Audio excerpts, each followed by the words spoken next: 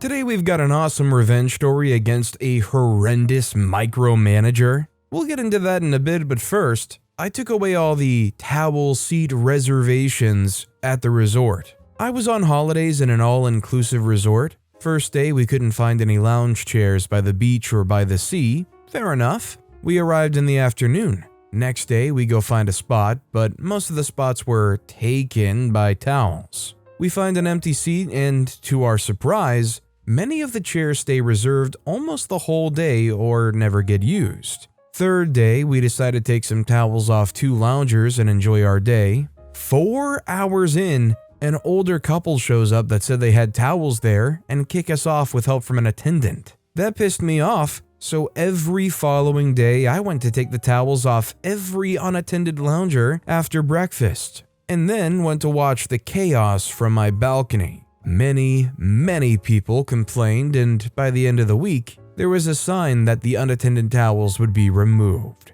Success. I mean, I'm not gonna lie, when they're spending their time at this resort, they find a little life hack that gets them a nice reservation or a nice seat. Do you really blame that old couple for taking advantage of it while they could? I mean, hey, although they were kind of jerks and annoying to other people, it worked out for them pretty good, it sounds like, for the most part. Also, hi, I'm Steven, and if you enjoy awesome stories of revenge, why not hit those like and subscribe buttons down below? That said, our next story is, a customer was being extremely rude and condescending to me at my retail job. Ran into him months later at his own retail job. Years ago, I worked at Home Depot in the paint department and we did color matches. At the tail end of a busy night, someone comes in wanting a color match, which is no problem at all. However, this gentleman wanted a color match from a random Home Depot sign that was bolted into a metal counter. After I told him that there was no way for me to unbolt the sign to color match it, he got pissy and said he would go to Lowe's because, according to him, they would do it there.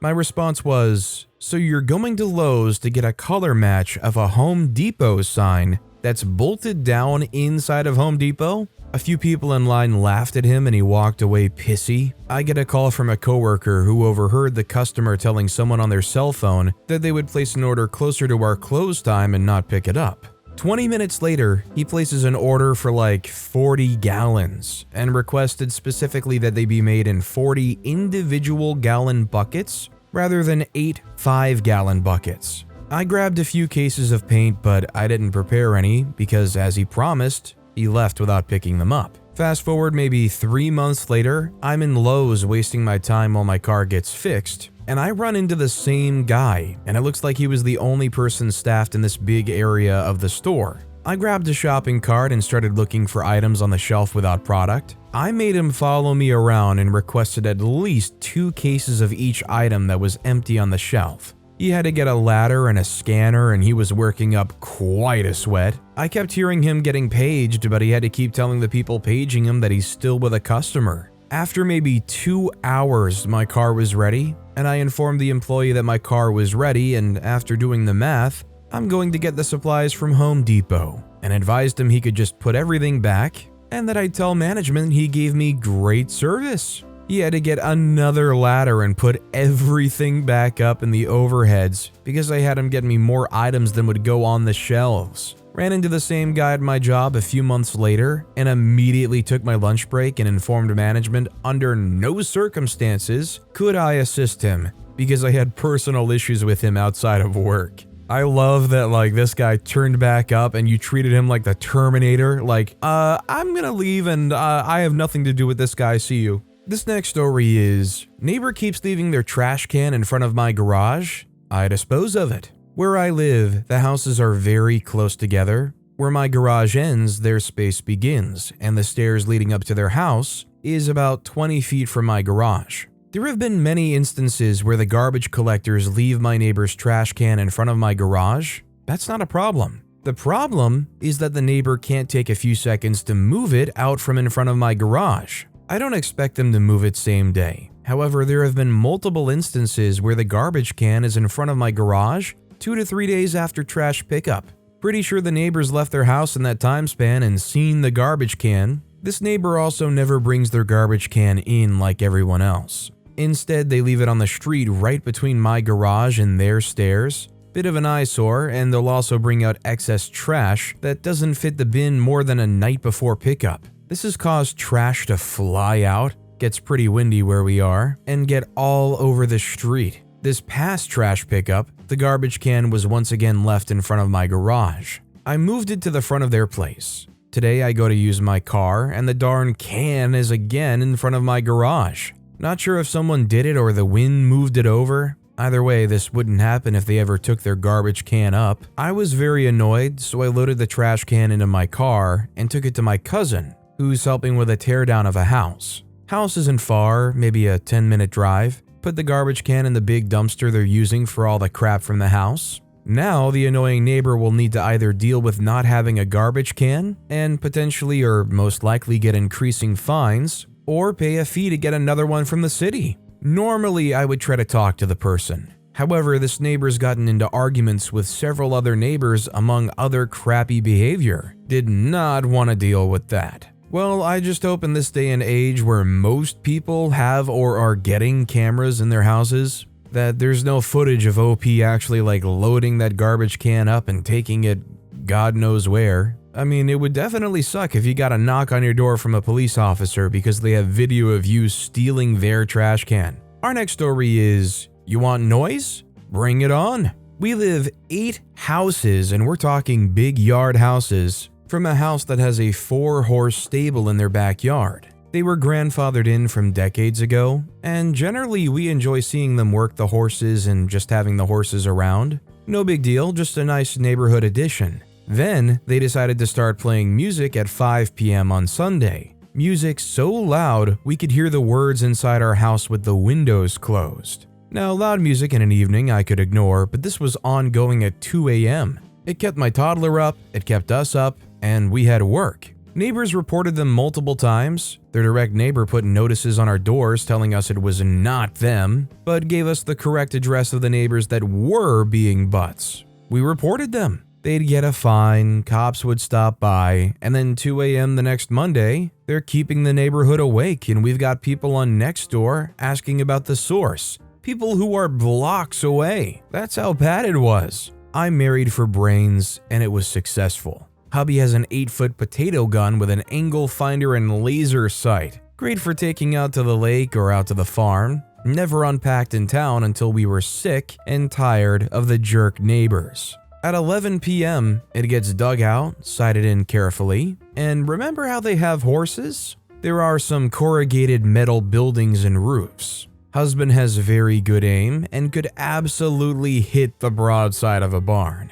We could hear the god-awful bang as a solid raw chunk of potatoes slammed into the side of one of those buildings. The music turned off immediately, and each weekend when it goes on, the decibels are appropriate. We can hear the music when outside, but not inside a closed house on the opposite side, and it shuts off by around 9 p.m. Technically still illegally loud, but not when people are sleeping and not so loud we can't ignore it. We keep a stash of potatoes around just in case though. This takes me back to my earth science high school class where the teacher said that for years they would use a potato gun and fire potato guns out the second floor school building window. And the only reason the school made her stop doing it was because potatoes started growing in the soccer field where the potatoes got launched out to. Our next story is, refuse to pay for boiler repair during winter? Okay then. This was about 10 years ago. Still makes me feel good whenever I think about it.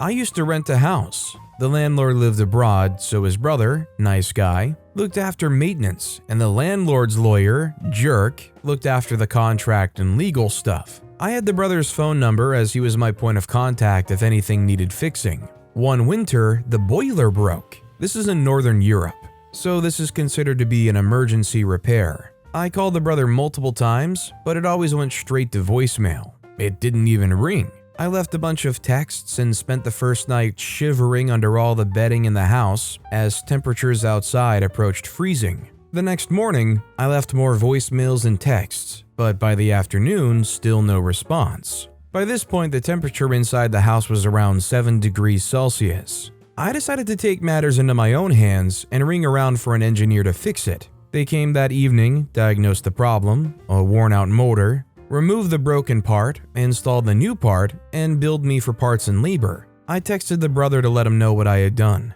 A few days later, the brother finally responded and apologized for being out of touch. He had been on holiday. I said no major harm done, but I needed reimbursement for the repair. He told me to call the lawyer and gave me his number. I called the lawyer and explained everything. He was like a brick wall. Totally unreasonable, unsympathetic to the situation, and accusatory to me, saying that I'd broken the terms of the tenancy agreement. I said that they had also violated the agreement by not responding to an emergency repair in a reasonable amount of time. Under the circumstances, I felt I had no choice, and hope we can come to some sort of arrangement. He said no. I asked whether we could split the bill. I pay for the labor and they pay for the part, which will remain in the boiler in their property indefinitely. He said no, and at that point said I should put this all down as a lesson learned and move on, and hung up on me. I was not very happy to say the least. The bill was pretty significant, and I'd effectively repaired their boiler for them free of charge.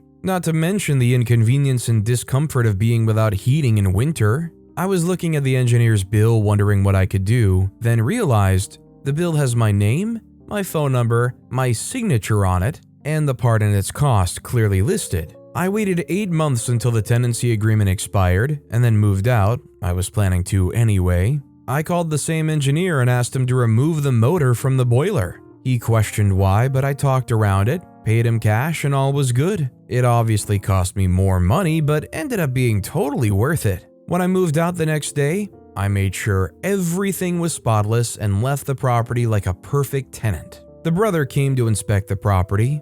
He had a cursory look around to check nothing was obviously damaged. Then he bid me goodbye and I gave him the keys. Thankfully, he didn't check whether the boiler was working. Why would he? He knows I would have informed him immediately had it broken again. Either way, the security deposit landed back in my account a few days later. A couple of months went by and then I got a text from the brother asking if the boiler had been working okay when I left. I said, yeah, why? No response. Next day, I get a phone call from the lawyer. He was furious. Did you remove the motor from the boiler? I said, yes. Why? They rant about damage to landlord's property, etc. I said, sorry, bit busy right now. Please put all of this in writing to my email. Hangs up. Later that day, I got a very long, ranty email threatening legal action. He obviously took some time to put it together, but honestly, it reeked of intimidation tactics. I waited a day or so just to be annoying, and then replied,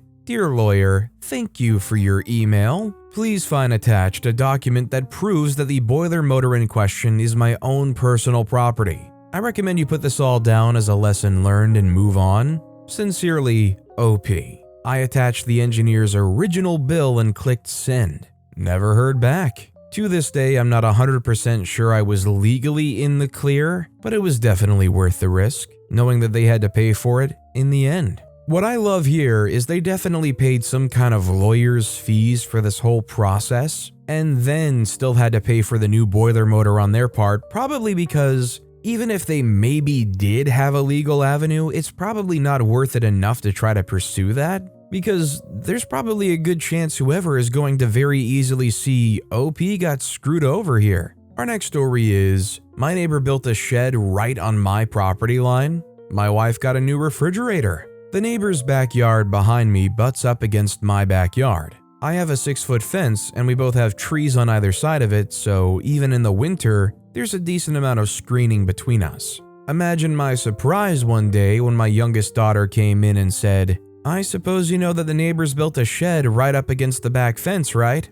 I rushed out the back deck, and sure enough, there was a 10 by 15 ugly shed literally a foot off my fence. I called him up and said, hey, what's up with the new shed? And he said he would come over and talk to me about it. Once he came over, I said, man, that thing's right on my property line and I'm pretty sure it's supposed to be 10 feet back. I asked him if he could move it back so it wasn't so much in our face when we were sitting on our deck. He claimed that because of the slope of his yard and a drainage ditch, that was the only place it could be. I was also worried that if we ever sold our house and it was surveyed, then it might become a big hassle. So my neighbor offered to buy a piece of my property to make it right, but only wanted to pay us $900. That's when my wife rolled on up from out of the house. She had known the neighbor for a long time and thought he was a jerk already to begin with. She immediately went for the throat. She told him that she needed a new refrigerator and the model she wanted costed $2,200.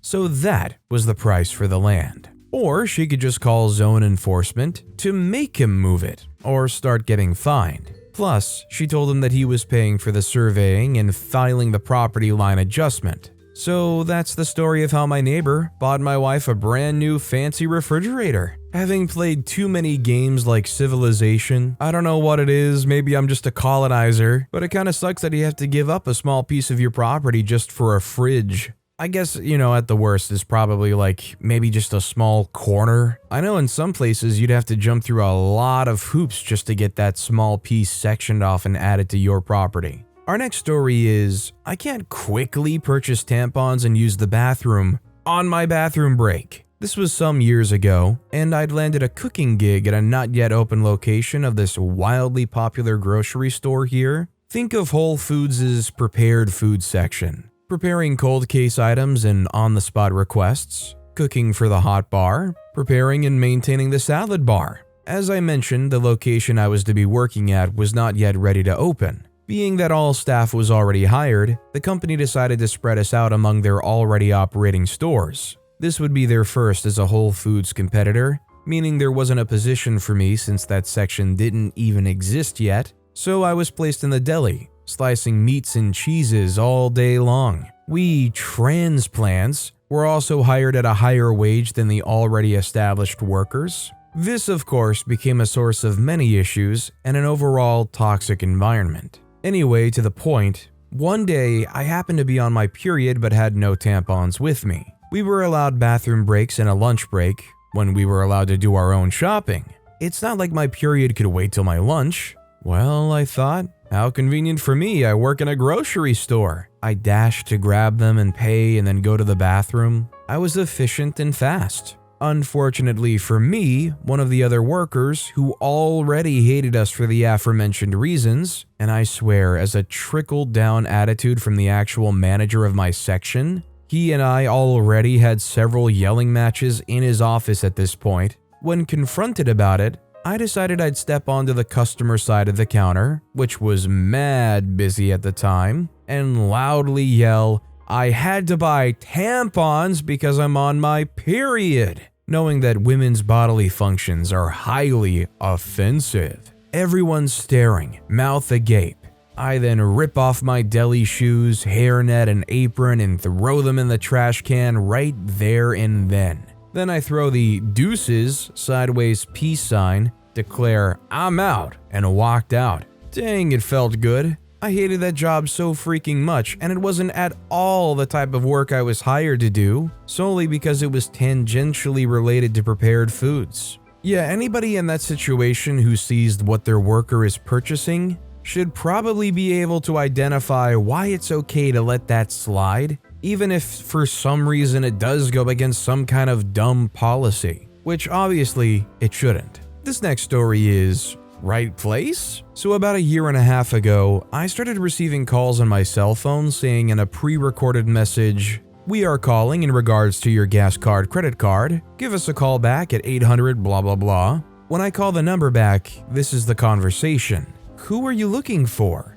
They say, we're looking for, let's say, your mama's construction, about your gas card being behind payments. I said, this is not YMCA, this is a personal cell phone. Then they hang up. I think that was it. Next day, a 404 number calls me around 1 p.m. and it's a live person. We're calling in regards to your gas card being past due. I say, who are you looking for? They say, YMC. I say, this is not YMC, it's a personal cell phone. I am not and have never been affiliated with that company. Stop calling my phone. They hang up. Then at 8 p.m. I get a call from that 800 number, same thing recorded, telling me to call this number. So I call and tell them this is not the company you're looking for. So for the next 3 weeks, every day that 800 number calls me between 8 p.m. and 8:10 p.m., always with the same recorded message. I got tired of it and called the number back and told them, if you call this freaking number back one more time,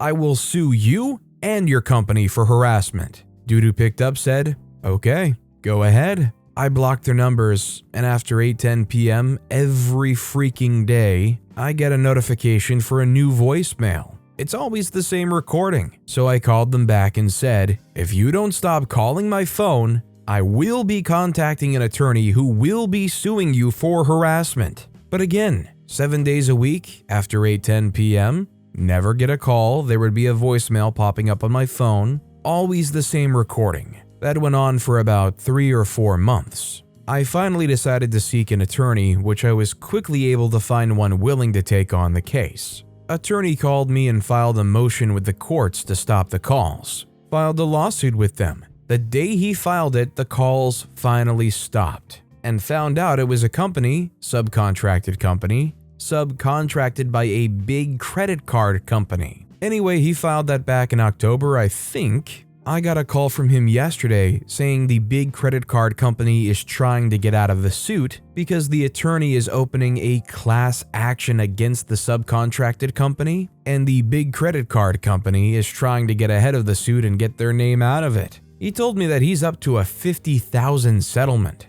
just for the big credit card company to get out of the class action. Tell me to go ahead and sue, and that's what I'll do. There's definitely nothing petty to be found here. What I love here is not only was OP clear and concise in exactly what they were going to do, but now they're going to probably most likely get a payday out of it after all. Our next story is, you want me to vacuum the previous crew's mess on my knees? Sure, but I cost $60 an hour. Working for a lady doing some drywall patching and painting. She had just had her new windows installed the day before, and there was definitely some residue from the previous crew. I did a pretty meticulous job cleaning where I'd been working, including cleaning up debris that wasn't mine. I'm just about to wrap it up so that she doesn't get charged anything over the initial 4-hour estimate, but then she makes a point of walking me out into the living room to show me a few specks of drywall dust. Sure, those could have been me, but tracking things in and out on my shoes? Happy to use my handheld bucket head vacuum to clean up where I'd been, but then she just keeps going. Literally standing over me as I vacuum on my hands and knees, and continuing to point out bits of fluff in her rug, specks of dirt, other debris, stuff I definitely didn't bring in places that I didn't even work in her house. No problem, I cost $60 an hour, and once I go into the next hour, you're paying for the whole thing, even if it's 5 minutes. Hey, I mean, it definitely sucks to work for some entitled people, but if they pay you good money to do it, at some point, it definitely becomes more than worth it. Our next story is Micromanager forced to step down after mismanaging a new retail service. This one might be petty and definitely not as epic as some of the posts I've seen here, and I'm long-winded. Relevant background info first. Anyway, several years ago, I was working at one of the big hardware stores in my area. It's a household name and had some upward mobility with decent pay for the area. I never really found a niche there after my first year and a half. I learned quickly though, so they kinda made me a Swiss Army employee. I could work hardware, plumbing, mix paint, make keys, prepare contracts for installs, and knew all the features and flaws of the appliance models we sold. I was happy to do this because I was building a reputation as someone who could do everything. 2 years in, a new program was implemented that I was uniquely qualified to assist with. They created a new position for me. It was marketed as an all-in-one renovation and remodel service for interiors.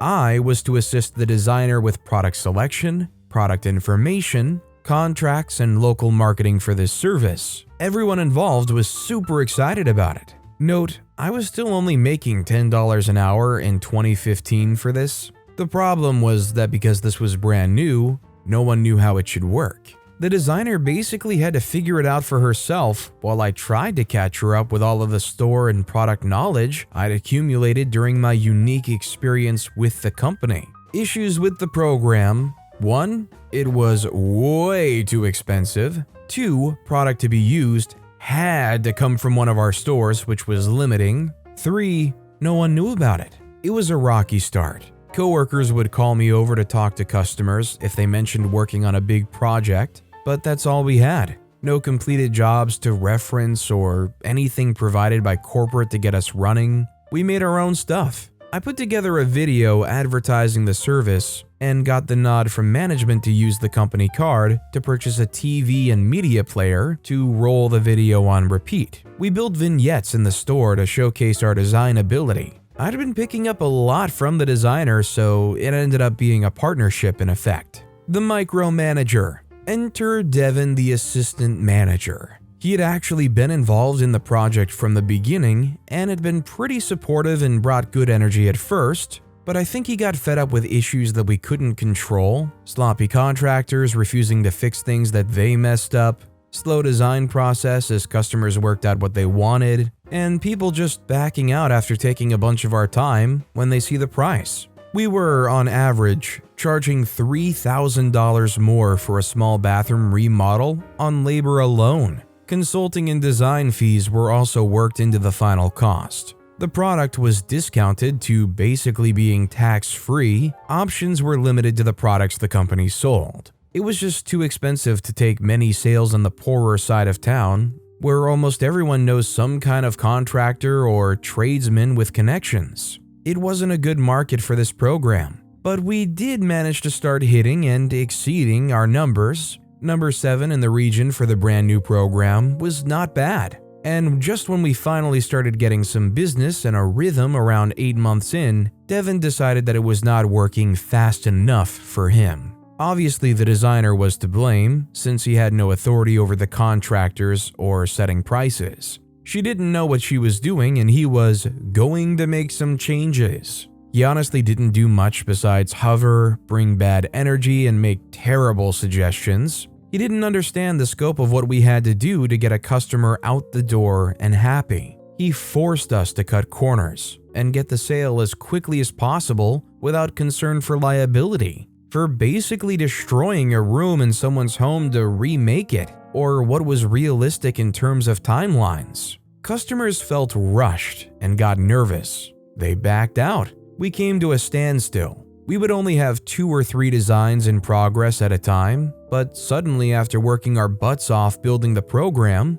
we had no customers for the first time in 6 months. Obviously, Devin was not subjecting us to his authority hard enough, so we went harder and fired the designer. I lost my patience. Justice or injustice, I don't know. I'm a chill dude, but I'd been working my butt off for this company, making peanuts on the promise that I was working towards something. I endured working for the incompetent managers that got their positions because they started working there at 18 and made it their life. The toxic alpha male, I will lead, you will follow, BS was too much. So I started bullying him back, making fun of him in a teasing way where he couldn't really react without looking bad or losing control. I did that for a while, and he left me alone to run the program in the interim since I was the only option. The designer and I had become friends though, so I was still mad about how it went down. I wasn't finished yet, but I didn't know what to do.